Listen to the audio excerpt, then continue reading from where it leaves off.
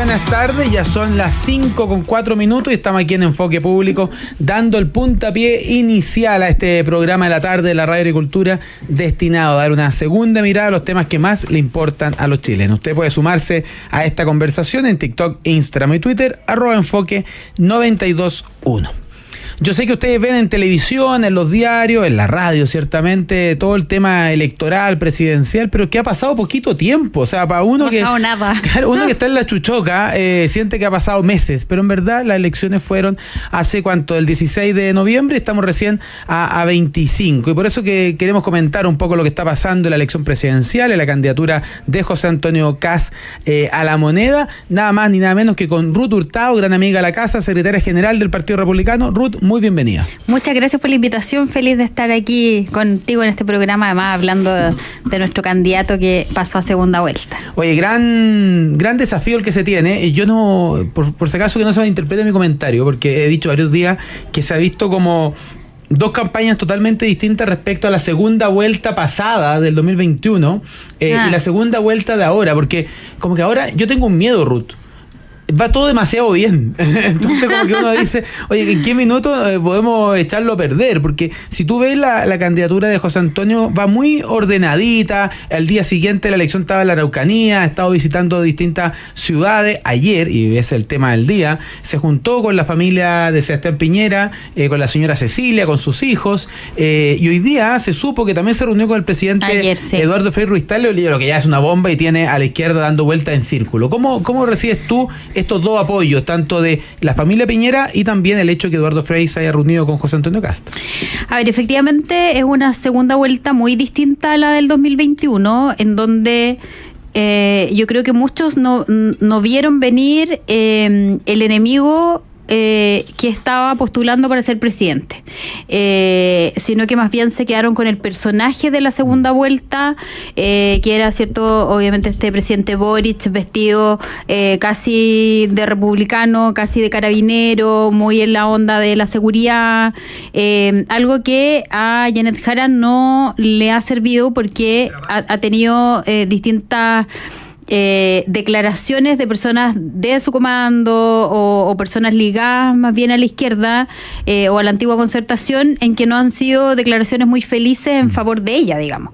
Y al contrario, acá lo que vemos es una unidad que no veíamos desde el 2022, cuando nos juntamos todos por el rechazo. Claro. Creo que esa épica de rescatar a nuestro país de personas que le quieren hacer daño, que tienen malas ideas de políticas públicas, que hemos visto cómo en otros países el comunismo o el socialismo disfrazado de comunismo, el comunismo disfrazado de socialismo, le ha hecho tan mal, ¿cierto?, a esos países, y hoy día está latente lo que vivimos en esa segunda vuelta, y que finalmente hoy día vemos con mucha más claridad que el adversario es el peor adversario al cual nos podríamos enfrentar, y por un lado tenemos la continuidad, ¿cierto?, de un mal gobierno, y por otro lado el ofrecimiento de cambio que hacemos nosotros desde el Partido Republicano, y con este gran eslogan, uno para todos y todos para Chile. Hoy día yo creo que eso es lo que nos une, el ser chilenos, este sentido patriótico, este sentido de responsabilidad, de servicio público, y en eso estamos muy contentos de que se vayan sumando más personas, y de que más allá de las diferencias que podamos tener en diferentes temas, pero los que son como los pilares fundamentales tanto de nuestra campaña como lo que hoy día está viviendo Chile, hace que muchas más personas se quieran unir. Incluso podrían haberse quedado callados, haber dicho, ¿sabes qué? Total, en la urna yo marco lo que quiero, pero el ver el riesgo de lo que se nos viene, o de lo que se nos podría venir, digamos, con un gobierno comunista, hace salir del anonimato a estas personas que tienen una profunda vocación de servicio público. Oye, hay varias cosas, porque la política es muy dinámica, querida Ruth. A veces uno está arriba, está abajo, el mismo José Antonio ha perdido elecciones, ganado elecciones, o sea, así es la política, o sea, así es la vida.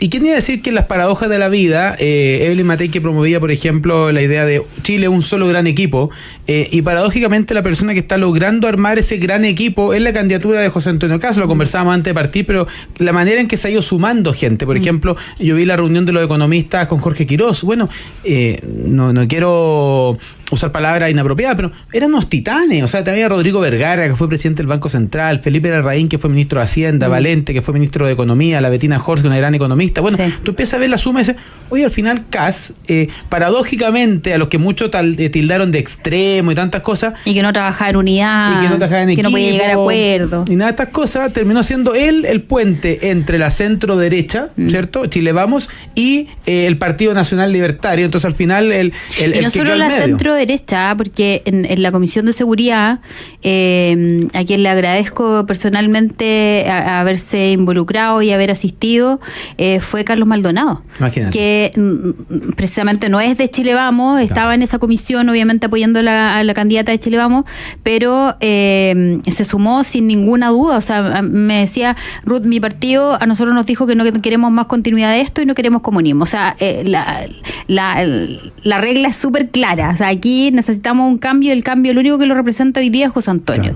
Claro. Carlos Maldonado, que fue ministro de Justicia de la presidenta Bachelet. Exacto. Y presidente del Partido Radical por muchos años, y hoy día está en Demócrata, ¿cierto? Y es bueno ver esa intención de generar estos espacios en donde nos unimos por una causa común, y esa causa se llama Chile. Y creo que eso es algo que muchos de los que estuvimos en ese proceso constitucional anterior decíamos, ¿cómo no vamos a poder lograr en algún minuto de la historia política, digamos, lograr de nuevo esa unidad que logramos con las organizaciones sociales? Ustedes tuvieron un rol igual muy importante ahí, y lograr finalmente trabajar todos unidos por Chile, y eso es lo que nos tiene que motivar. Y yo creo y espero que esto sea además un cambio de cómo hemos hecho la política este último tiempo, de cómo se repartían los cargos según el partido que tenía más fuerza, ganaba más seremis, más ministros. Yo creo que aquí tienen que estar los mejores, con experiencia política, que puedan poner sus virtudes a disposición, y hacer una especie como de instrumento divino para el bienestar de nuestro país. Y en eso ahí caben todas aquellas personas que, si bien no piensan como nosotros en todo, pero tienen esta responsabilidad de trabajar por un Chile más libre, más grande, más unido, un Chile más seguro, y que ese Chile no es el que ofrece la izquierda. Bueno, déjame llevarte un poco al área chica, Arturo Hurtado.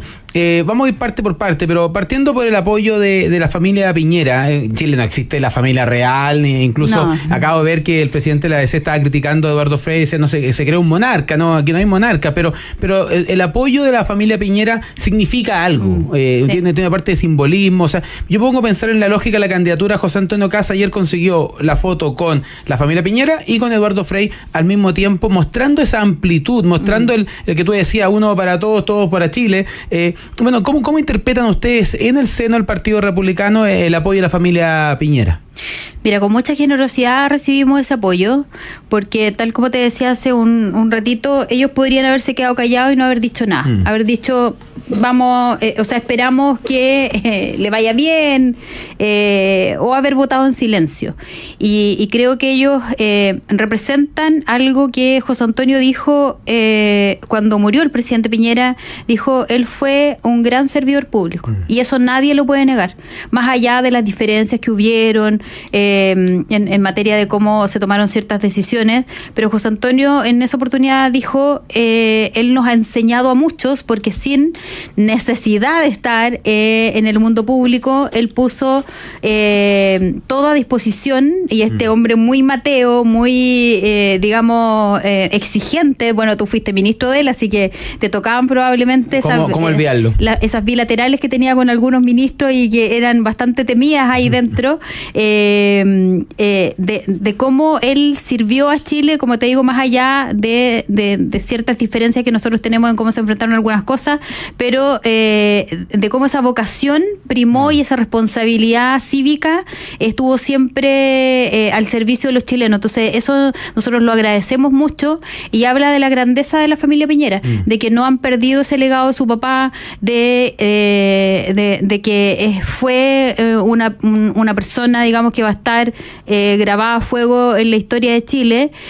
para bien o para mal de algunos, pero sin duda es un tremendo respaldo, digamos, a la candidatura de José Antonio, porque más allá de que Chile Vamos, cierto, a través de William Matei o de los presidentes de partidos se haya sumado, hay un grupo que se fue descolgando como de Chile Vamos y era más bien piñerista.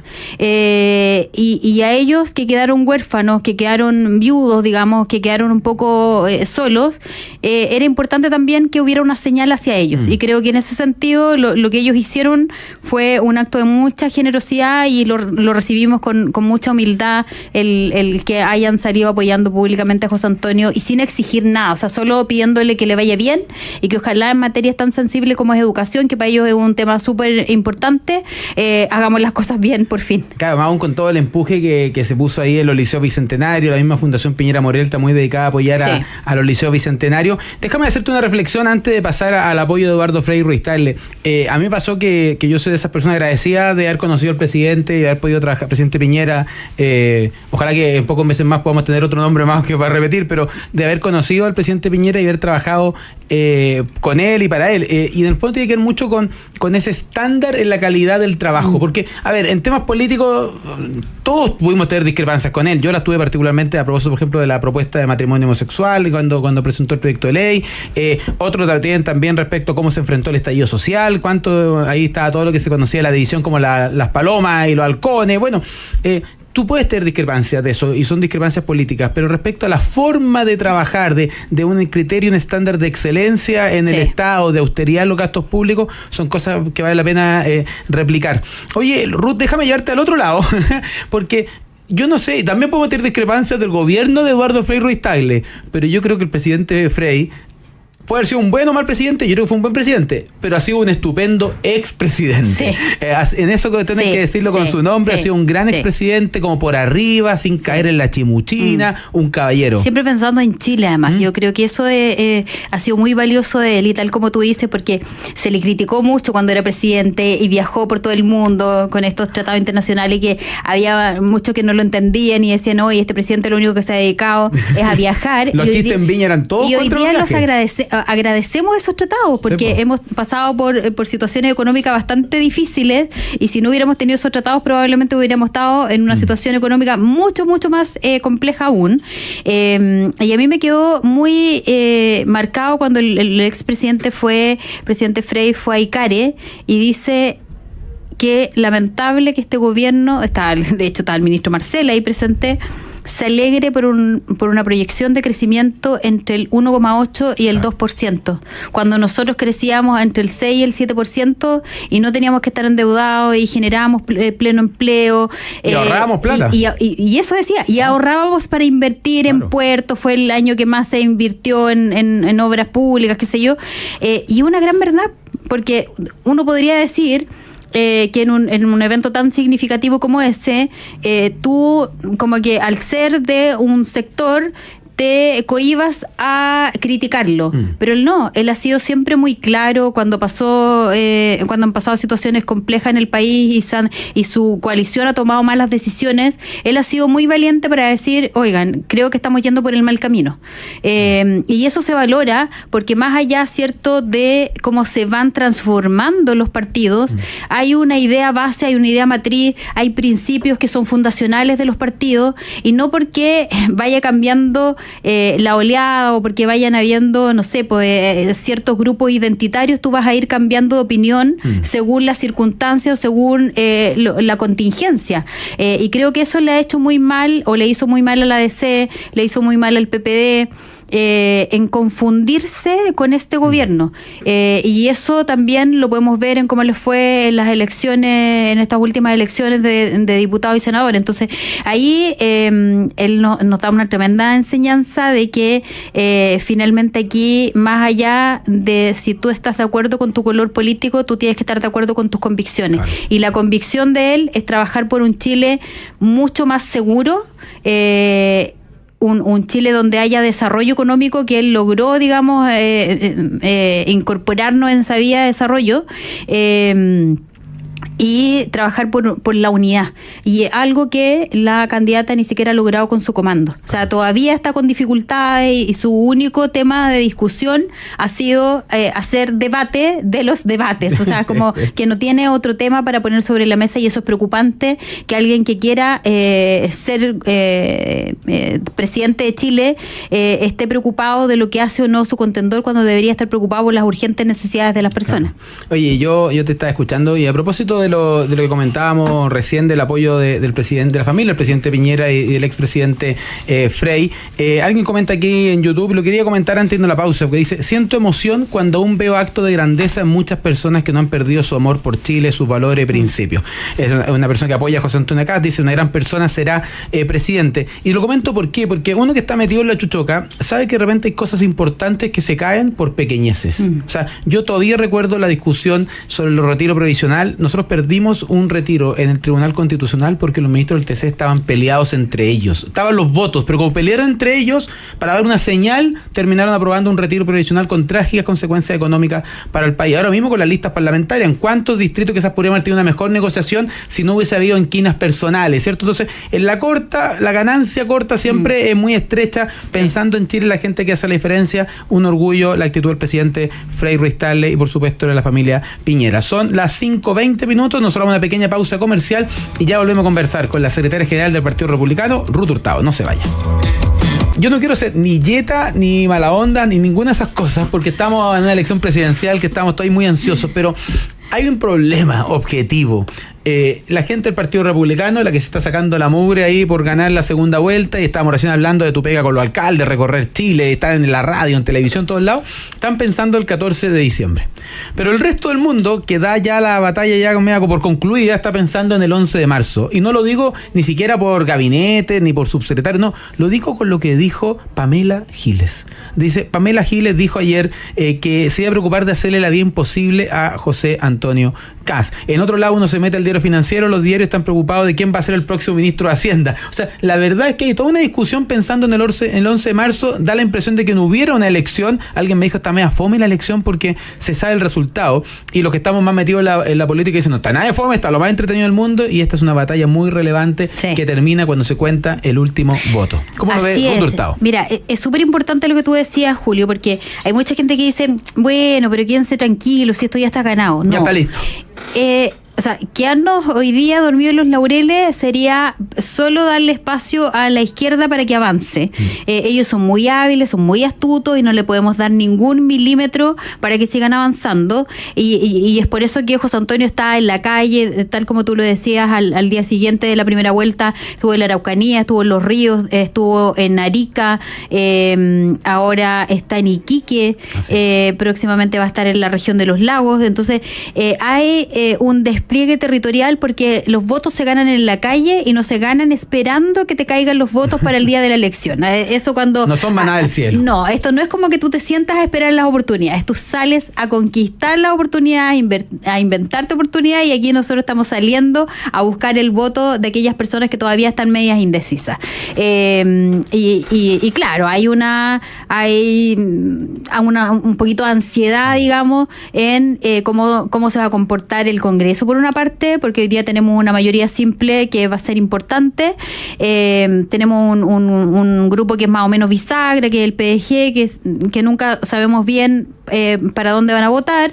Y tenemos, obviamente, lo que va a ser la instalación de gobierno, pero esto es todo por cuerdas paralelas, finalmente, porque nosotros estamos trabajando en una agenda para la inducción, digamos, la capacitación a nuestros nuevos parlamentarios. Vamos a tener una bancada bancada bastante grande de diputados, 31 diputados, que hoy día con 13 se hace más fácil, digamos, el diálogo y la conversación, un solo comité. Esto nos va a permitir tener 4 comités, entonces lo que significa el doblar en todo sentido, o sea, tener más oficinas, seguramente vamos a quedar en pisos divididos. Antes yo iba a un solo piso, lo encontraba todo. Y era más fácil ordenarlo. Todo mucho más fácil, todo mucho más fácil.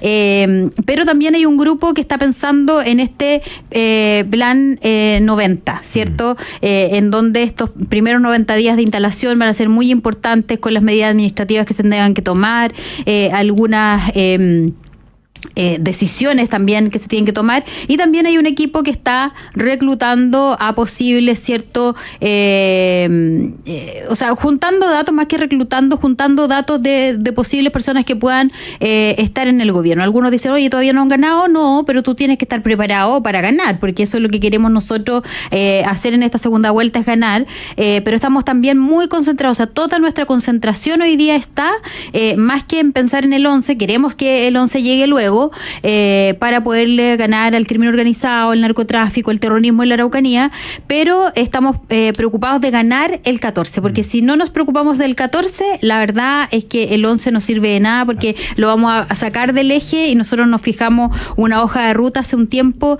y esa hoja de ruta está con el 14 ahí. Claro. Así que estamos trabajando fuertemente en terreno, en radio, en todos los espacios donde podamos ir, para que la gente conozca nuestras propuestas. Ahora, yo te escucho, Ruth Hurtado, y la verdad es que a veces el lugar común, el discurso es lo que siempre se dice, ¿cierto? El 14, pero lo que tú decís es la sensatez. O sea, ¿qué esperaría yo de un candidato que se espera que, o sea, si José Antonio de verdad cree que va a ganar, lo serio es dedicar, no sé, el 90% de su equipo a ganar la elección, pero tiene que dejar un pequeño grupo de tropas diciendo, oye, por si acaso empecemos a armar, porque a ustedes la gente los va a juzgar desde el 15 de diciembre. Yo tengo una tesis, poco compartida, me voy de tesis, me voy a lanzar de tesis, pero los gobiernos en Chile se demora mucho en cambiar. Sí. En Estados Unidos más temprano, en Francia es casi inmediato, en los sistemas parlamentarios rapidísimo, pero acá ustedes pueden ganar la elección el domingo 14 y asumir 3 meses después. 3 meses después la gente lo va a evaluar como si ustedes serían el gobierno en la práctica, y por tanto cuando te dicen, veamos los primeros 100 días de gobierno, de los primeros 100 días de gobierno tú has pasado 90 aún en la oposición y solo 10 en la moneda, y por eso de repente uno ve,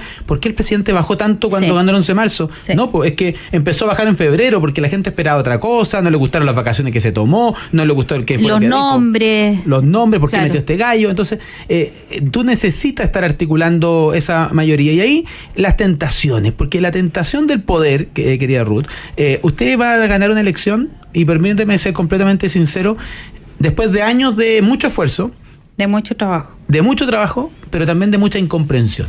O sea, lo quiero decir para poner las cartas sobre la mesa. O sea, ¿cuántas veces tildados de extremos? ¿Cuántas veces tildado de ultra no sé qué? Ultra por allá, ultra por acá. Y ahora ustedes como que tienen una pequeña lección de decir, mira, ganamos contra todo y todos, y somos, alguien podría decir, si se marea el mareo de altura, decir, somos los dueños de la derecha. Entonces, usted tiene la legitimidad y el poder para armar el gobierno a su pinta.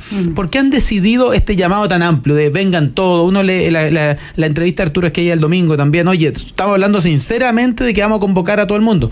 Con eso se refiere a gente preparada, no cuoteo, no es que aquí está mi terna el partido, pero bueno, buenas personas preparadas. ¿Por qué esa decisión política? Porque usted tiene la legitimidad de decir, no, por el gobierno republicano y vamos a gobernar con los republicanos.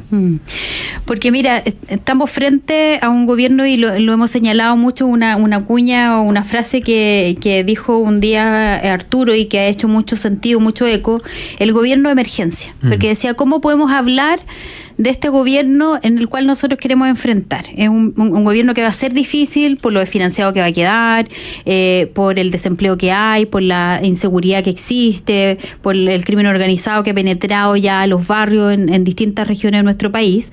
Y decía, bueno, tenemos que prepararnos como que si estuviéramos en emergencia, claro, como que si estuviéramos viviendo un estado de catástrofe, y en eso nos hemos basado, y por eso siempre decimos que queremos a los mejores, porque tú en un terremoto o en alguna situación, cierto, de catástrofe climática o lo que sea, Tú no llamas no sé, llamas a los bomberos, por ejemplo, llamas a la Marina para que te colabore, dependiendo del sector donde estás, pero no llamas a un taller mecánico, por ejemplo, para que apaguen un incendio o reparen viviendas. No, llamas a las personas que tienen que saber y que saben de los temas, y es por eso que nosotros hemos dicho queremos a los mejores y queremos que se termine este tema de que este senador, este diputado sacó tantos votos, entonces a él le corresponden 5 seremías, porque así era antes. Si tú te acuerdas, llegaban con los votos a la mesa y decían, bueno, a mí por la votación me corresponden tantos. No, eso tenemos que cambiarlo. O la amenaza del voto del Congreso. Yo, no voy a decir nombre, pero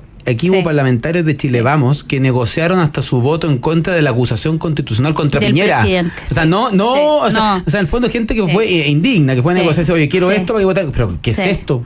Sí, y eso tenemos que cambiarlo, porque no puede ser que la izquierda siempre avance unida, se pelean. Yo converso mucho con personas de izquierda y las peleas internas que tienen son gigantes, pero cuando salen a la foto, salen pero felices, sonrientes, juntos como hermanos, y nosotros tenemos esta gran dificultad que todos ojalá lo hacemos por la prensa y todos peleando por la prensa y llamando. No sabemos actuar, Ruth. No sabemos actuar, somos impulsivos, somos pasionales. Y eso tenemos que cambiarlo, tenemos que empezar a cambiar la forma de hacer política, porque es de la única manera que las personas vuelvan a creer en la clase política. Hoy día la credibilidad hacia el mundo político es mínima, y en eso tenemos que nosotros también colaborar a que la gente empiece a confiar, y esa confianza también depende de que nombremos a los mejores en los cargos que tienen que estar, a las mejores personas, más allá de su origen social, más allá de su origen de militancia partidista, sino que al que sirva para hacer un buen gobierno. Y creo que aquí en este gobierno deberíamos poder destacar lo que es la meritocracia, de algo que siempre se ha hablado en política y que finalmente nunca se lleva a la práctica. Aquí, ¿quién es el que tiene más mérito? Más quién es frente al rostro más conocido. Y creo que en eso tenemos que también hacer un cambio generacional, y creo que el presidente Piñera lo hizo con nombrar a ministros jóvenes en su gobierno, porque eso le dio un impulso a la política, y creo que hoy día estamos también en esa posición de cambiar los rostros, porque la gente también necesita que haya nuevas personas y en una renovación de la política, y además como sector lo necesitamos pensando en que ojalá podamos gobernar en unos 2 o 3 periodos y no solo en un periodo, porque si no las políticas públicas van a quedar estancadas y vamos a volver a cero, y en eso tenemos una gran responsabilidad, y José Antonio lo ha dicho muchas veces, que su legado no solo va a ser dejar a un país más seguro y con crecimiento económico, sino que además poder entregar la banda presidencial a alguien del sector. Y para eso tenemos que trabajar en unidad, para eso tenemos que trabajar como se trabajó en el gobierno de la concertación, cuando hubo cierto este gobierno de transición y los demás gobiernos. Creo que hoy día también estamos en este gobierno en una especie de transición y de un cambio en que la ciudadanía pueda creer en nosotros como sector y podamos gobernar por el tiempo suficiente para generar los cambios que hoy día Chile necesita, porque hay algunos que son a corto plazo y que tenemos que tomarlos desde el primer día en la moneda, pero hay otros que se van a demorar mucho más, que tienen que ver con infraestructura, que tienen que ver con proyectos que son políticas públicas de más largo plazo, y en eso tenemos un gran trabajo de poder levantar a nuevos rostros del sector, a nuevos actores políticos que tengan esta oportunidad de llegar a más corazones, a más personas, y ganarse también el cariño y el espacio en los corazones, no solo de la ciudadanía, sino que también de la política. Mira, yo estaba escuchando aquí a la Ruth Hurtado a propósito de lo que está hablando de lo que viene, pero ahí, para respaldar el punto, lo importante de promover nuevos liderazgos. Alguien me comentó, creo que fue un gran amigo mío, me dijo, uno de los grandes legados del presidente Piñera es haber dejado a mucha gente joven que entró al gobierno y van a ser profesionales. Imagínense el legado que puede dejar el Partido Republicano, ¿cierto? Dar mucho espacio para sacar el ideario republicano, la agenda republicana. Y ahí quería agregarte un elemento, Ruth, que tiene que ver con la lealtad. Y lo digo porque a mí me tocó ir al primer año del gobierno del presidente Milei. y yo conversaba con muchos gallos del PRO, que era el equivalente a nuestro Chile Vamos, y que estando allá decían, bueno, pues nosotros entramos al gobierno para sacar adelante el programa de gobierno del presidente Milei. Y el que, entre comillas, el que manda aquí es el presidente Milei. Sí. Y yo creo que esa lealtad, que es la que estamos viendo ahora en la campaña de generosidad de muchas personas, también tiene que estar en el gobierno. Un gobierno no sobrevive con una casa dividida, cierto compartimento estanco. Yo decía, no puede haber 3 grupos de WhatsApp de ministros. O sea, tienen que estar todos alineados, leales con el presidente, leal al programa de gobierno, con por supuesto su identidad, su diversidad, pero todo remando para... Imagínense un carro de una emergencia nacional. Y lo último, yo escuchaba a alguien que comentaba que decía, mira, Chile nos está cayendo a pedazos. Y yo siempre discrepo de eso, no solo por lo que vive la gente en el día a día en materia de seguridad, de empleo, de llegar a la casa y sentir que el país va tirando para arriba. También lo digo en el campo de las instituciones, Ruth, porque en este momento se está votando la acusación constitucional contra el ministro de Energía, Pardo. Y más allá de lo propio de Pardo, pero ahí lo que estamos viendo es un nivel de incompetencia en la administración del Estado supino. Aquí hay un ministro que le fueron... completa. Pero si le fueron a decir que estaban equivocados en los cobros, y él en vez de resolver el cobro, prefirió protegerse. Entonces instruye un sumario, instruye una auditoría, y no le importa resolver el problema porque lo importante era cómo quedo yo ante la posterioridad y qué sé yo. Lo estamos viendo a propósito del caso Poder Judicial. Ya tenemos cuántos ministros de la Corte Suprema acusados constitucionalmente. Tenemos notarios acusados de estar pasando plata a parlamentarios, en el caso de Coquimbo, o ex parlamentarios de Coquimbo contratados en la notaría. O sea, la suma es muy preocupante. Entonces, yo creo que ahí se requiere una renovación moral, generacional, de actitud, y que obviamente yo creo que ahí el impulso de un José Antonio Kast puede ser muy potente, porque él encarna ese tipo de cosas de renovación de la política, en una forma de hacer la política nueva, y por supuesto también de claridad conceptual y ética pública. Me están diciendo que tengo que ir a una pequeña pausa comercial. No interprete esto como censura, Ruth, simplemente un compromiso con nuestros auspiciadores. Vamos a una pausa y ya volvemos a conversar con Ruth Hurtado, secretaria general del Partido Republicano. No se vaya. A mí el concepto de emergencia me gusta por varias razones. Uno, porque él pone el foco en lo importante, en lo que la gente está preocupada, que tiene que ver con la migración irregular, con la seguridad, con la falta de crecimiento económico. Las listas de espera.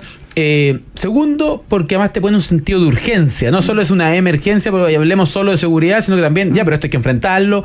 Ustedes se juntaron con el ministro de Seguridad de Bukele. Me tocó escucharlo ayer en una actividad de la Universidad de San Sebastián, de CESCRO, y en el fondo yo lo escuchaba, y ahí por fin, me he dado cuenta antes, pero era puro sentido común. O sea, yo lo escuchaba y decía, lo que pasa es que no puede haber internet en las cárceles. Es que es una locura. Es una locura. O sea, me dijo en Salvador, no me dijo a mí, lo dijo en el seminario, perdón, pero lo que decía era que las cárceles las separaron como por bandas, porque si no se mataban entre ellas. Entonces terminaste armándole cárcel que era un cuartel general de una banda, con internet, con donde ellos mandaban. Entonces al final... Y seguían operando desde la cárcel, si ese era el problema, y es lo que pasó hoy día aquí en Chile. Lo que pasa aquí en Chile. Entonces ya, el gobierno de emergencia nacional. Entonces te quería preguntar en algunos minutitos el corazón de esa urgencia. ¿Dónde están las prioridades en caso de que José Antonio llegue a la moneda? Y lo segundo, y aquí toco una tecla personal, Ruth, lo hablamos recién a propósito del mérito y de los liceos bicentenario de educación. Se ha criticado mucho, o no se ha criticado, pero se ha denunciado que la educación ha pasado colada en este debate. Es verdad que hemos discutido mucho de educación, porque Bachelet estuvo con el tema del fin del lucro, selección copago, después el tema de la gratuidad, y ahora el tema del CAE, la inclusión y la supuesta inclusión, ¿cachai? Pero como que ahora la educación, por último decir, en educación, orden, disciplina, autoridad, y que nos preocupemos de lo que pasa en la sala de clases. ¿Cómo lo estás viendo ahí tú, Ruth Hurtado? Sí, mira, nosotros fijamos 3 pilares en esta estrategia de gobierno, que por un lado tiene que ver la seguridad, porque sin seguridad la verdad es que no vamos a lograr nada de lo demás, porque la seguridad permea a todo, permea a la inversión, permea a la educación, permea a la salud, que hoy día también los centros de salud se han tomado, o sea, las bandas criminales han tomado los centros de salud, algo que no veíamos. El segundo pilar tiene que ver con crecimiento económico, con empleo, con desregular hoy día, para que tanto los emprendedores pequeños, ¿cierto?, como los inversionistas puedan tener esa posibilidad de crecer en Chile económicamente y no tener trabas tanto del gobierno o incluso de los municipios. Y por el otro lado está el tercer pilar, que ese pilar tiene 3 patas, que tiene que ver con salud, con educación y vivienda. Perfecto. Porque es lo más urgente que necesitamos resolver hoy día. Hoy día la gente te dice, y lo conversábamos en comerciales, ¿por qué la gente elige o ya no está eligiendo, por ejemplo, los liceos emblemáticos de Santiago? Porque están tomados por los overoles blancos, están tomados por grupos anarquistas, están tomados por los grupos que hacen las bombas Molotov, y los profesores no les dicen absolutamente nada. Están amenazados. Están amenazados. La misma alcaldesa Iracy Hasler, cuando estuvo ella como alcaldesa, no dejó que se implementara en la ley Aula Segura. Entonces tú dices, bueno, ¿dónde buscamos los padres finalmente espacios seguros para nuestro hijo? ¿Dónde no van a estar tomados los liceos? ¿Dónde van a tener orden? ¿Dónde les van a enseñar a los cabros o reforzar lo que uno les enseña en la casa, ¿cierto? El respeto, porque eso no se aprende en el aula, viene desde la casa, pero cuando tienes espacios donde eso no ocurre, obviamente los cabros se te desbandan y se te hace más difícil poder la crianza, digamos, más que respetuosa, una crianza efectiva, porque la crianza respetuosa lo que hizo fue cambiar ciertos paradigmas y hacer creer que al hijo lo tenías que tratar como amigo y no como hijo. La enseñanza es respetuosa con todo, menos con los papás, menos con los padres, profesores, los abuelos. No, menos con ellos. Entonces,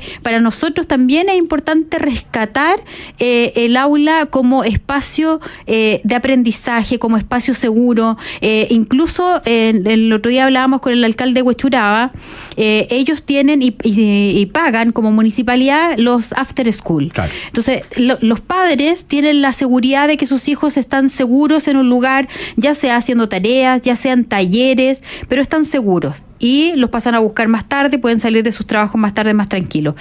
Y eso es lo que nosotros esperamos recuperar, los espacios académicos que sean para eso, que no sean reductos de lumpen. Claro. Si al final es eso. Capturado por un grupito, capturado por un 20, grupo 30. que además de profesores, que es imposible removerlos cuando el alcalde Desbordes lo quiso hacer.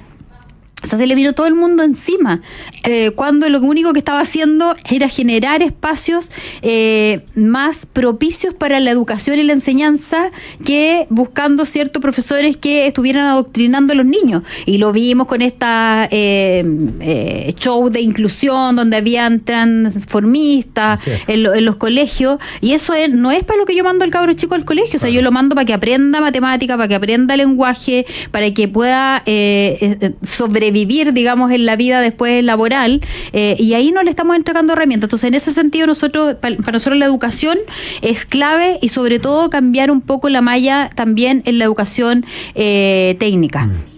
Porque hoy día tenemos liceos técnicos que podrían estar preparando a niños no en, no sé, pues mecánica automotriz del año de la pera, claro, con instrumentos y máquinas súper antiguas, sino que preparándolos para la tecnología que se viene ahora, que son los autos eléctricos, y con cosas que sean más necesarias en el mundo laboral, como se hace en otros países, que tú vas preparando profesionales según la carta GAN, claro, del país en sí. O sea, este año, nosotros en 2 años más vamos a empezar a construir puertos, entonces preparo a cabros que van a estar técnicamente preparados para asumir aquellos roles. No, y lo mismo pasa con que estamos tocando en teclas que a todos nos gustan, pero lo mismo pasa con las universidades regionales. O sea, si tú tienes una universidad regional, estoy pensando en Atacama, tiene que ser top en minería, sí, ¿cierto? Tiene que ser, o el derecho minero en Atacama debe ser superior, porque si no, al final estamos concentrando todo en Santiago, hacemos una gran ciudad y no un gran país. Oye, en esa misma línea de lo que estamos conversando respecto a lo que viene, hay tantas urgencias, porque yo te escuchaba vivienda, salud, por tanto, la composición de los equipos va a ser muy importante, la actitud va a ser muy importante, sí, y yo creo que hay una labor de como dar un buen lineamiento, dejar que las autoridades jueguen, pero también tengan una buena relación con el Congreso. ¿Cómo están ustedes vislumbrando la relación con...? Porque al final al presidente Piñera una de las cosas que le jugó muy en contra fue el Congreso. Le ha pasado todo, al presidente Boric, a la presidenta Bachelet, al presidente Piñera. Entonces nada hace presagiar que acá el presidente Boric tenía mayoría. Lo que pasa es que en la práctica, bueno, también le pasó a Bachelet, que tenía mayoría, pero nunca logró aprobar porque se le desbandaron rápidamente. Ustedes van a tener una mayoría, podríamos ser relativa, son la primera fuerza del Congreso, la oposición, la derecha, pero para cualquier proyecto básico van a tener que conseguir 1 o 2 votos. ¿Cómo ven la actitud en la relación con la oposición futura? Mira, nosotros nos hemos ido comunicando con distintos diputados y senadores electos. Bueno, ya hay una pugna, quién va a ser el presidente, que los republicanos nos vamos a quedar fuera. Yo les decía el otro día a algunos, oye, da lo mismo, si en el Senado son 8 años, en la Cámara son 4, tendremos a alguien en la mesa más adelante. Y además yo les decía, ¿y es necesario tener una presidencia? O sea, ¿es tan importante ser el presidente de la mesa? Yo creo que no, en tu labor, o sea, para el currículum sí, pero... Vamos cuando va a tener el sillón de O'Higgins. Claro, pero al final, en la suma no es tan relevante. Lo importante es hacer un buen trabajo legislativo, y en ese sentido nos hemos ido relacionando con algunos, como te digo, diputados electos en las distintas regiones, porque además, como estamos formando estos comandos conjuntos de Chile Vamos, Republicano, Libertario, Partido Social Cristiano, algunos DC que se han sumado, de hecho en los alcaldes que me ha tocado coordinar, tenemos igual un espectro bien amplio, no solo alcaldes de Chile Vamos, y estamos muy contentos porque hemos podido lograr eso, y como hemos podido lograr eso con alcaldes que son mucho más diversos, que son mucho más localistas, yo te aseguro que en el Congreso vamos a poder lograr una buena relación. Además va a estar Arturo, quien ya tiene expertise en el Congreso. Tú sabes que además Arturo es una persona que se lleva muy bien con todo el mundo. Arturo va a ser una especie de ministro en visita. Sí, va a ser como el ministro ahí, relacionador público, no sé, una cosa ahí muy buena, articuladora, y obviamente quien esté en la SECPRES va a tener que tener esta buena disposición de poder juntarse con todos, de llevarse bien con todos, y ahí tendremos que elegir al que sea mejor para eso, porque vamos a necesitar, como tú decías, 1 o 2 votos del otro lado, y eso va a ser muy relevante cuando tengamos algunos proyectos de ley que van a ser poco populares, como el tema de las cárceles, como el tema del sistema carcelario, si bien eso es un reglamento, pero que también tiene que ser aprobado por Contraloría, tiene que pasar por el Congreso la ley. Entonces ahí vamos a necesitar poder trabajar en conjunto con todos, y estamos también preparándonos para aquello, para lo que pase a partir del 11 de marzo, pero empezándonos a preparar desde ya. Oye, extraordinario escuchar a Ruth Hurtado. Déjame hacer una pequeña reflexión, nos quedan 60 segundos antes de irnos, pero la necesidad de elevar el nivel de la política y de estar dispuesto a asumir costos y consecuencias. Y mira con qué lo quiero relacionar. Se acaba de rechazar la acusación constitucional contra el ex ministro de Energía, Pardo. Y lo comento más allá del mérito de esta acusación que se acaba de rechazar en el Senado de la República, es que esta votación hubiese sido distinto si hubiese sido antes de la elección. Y muy nosotros bien. Necesitamos diputados y senadores que, independiente de la cercanía de una elección, voten conforme a su conciencia, a la Constitución, a las leyes. Más allá de esta votación, si quizá a Pardo había que salvarlo, no lo sabemos. El punto es que el voto no puede ser tan distinto antes de la elección que después de la elección, como decía Churchill. No, y alguien tiene que pagar la responsabilidad política. Así no puede ser que este error, que aunque sean 1.000 pesos, 2.000 pesos para una familia, es 1 kilo de pan o es medio kilo de pan que tú vas a tener menos en tu mesa. Por 9 millones de hogares, son luquitas por 9 millones. O sea, es una locura de plata que se dejó de percibir o que se entregó, digamos, de parte de los usuarios, y creo que aquí las responsabilidades políticas muchas veces no son tan relevante como una responsabilidad penal o una responsabilidad civil. Y en eso el Congreso va a tener que dar explicaciones, porque bien tú decías, si esto hubiera sido antes de la elección, yo te aseguro que los del oficialismo hubieran tenido probablemente su voto en contra, o sea, por aprobar esta acusación constitucional. Queremos agradecerle a Ruth Hurtado, tenemos a don Pedro Carcuro esperando aquí en la puerta, así que tenemos que irnos rápidamente. Le agradecemos a todos por su audiencia y los dejamos invitados para mañana a las 5 de la tarde. Que estén muy bien. Chao. Chao, chao.